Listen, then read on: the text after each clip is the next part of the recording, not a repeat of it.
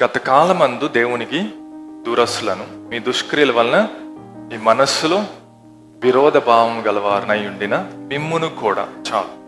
ఎక్కడ దేవునికి దూరంగా ఉన్నారంట? మైండ్లో. సో ఇప్పుడు నువ్వు ఏదన్నా అనవసరమైన విషయం చేసినప్పుడు చాలా మంది ఏమంటారు, నేను దేవుని నుంచి దూరంగా వెళ్ళిపోతున్నారు అంటారు.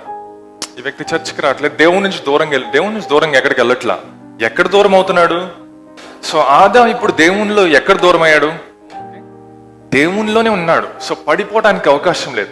కానీ తన మనస్సులో ఏం కలిగిందంట అంటే, ఒక బయట ఉన్నటువంటి ఒక ఆలోచన కలిగినటువంటి ఒక వ్యక్తి ఏం చేశాడు? ఒక థాట్ని పంపించాడు, ఒక ఆలోచన పంపించాడు.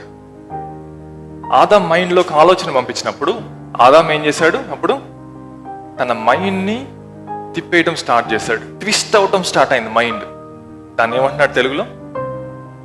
ఇంగ్లీష్లో అయితే ఏలియనేటెడ్ అని ఉంటారు. మైండ్లో ఆలోచన ఎప్పుడైతే ఆ ఆలోచన తీసుకున్నాడో అప్పుడేమయ్యాడు? మైండ్లో సపరేట్ అయిపోయాడు. అన్ని విషయాల్లో బాగానే ఉంటున్నాడు, కానీ మైండ్ సరిగా లేకపోతే అందుకే ఉంటున్నాడు.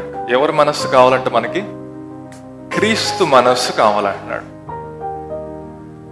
ఇప్పుడు ఎప్పుడైతే ఆ ఆలోచన తీసుకొని దాన్ని నమ్మటం స్టార్ట్ చేశాడు, అప్పుడు ఏం చేశాడు?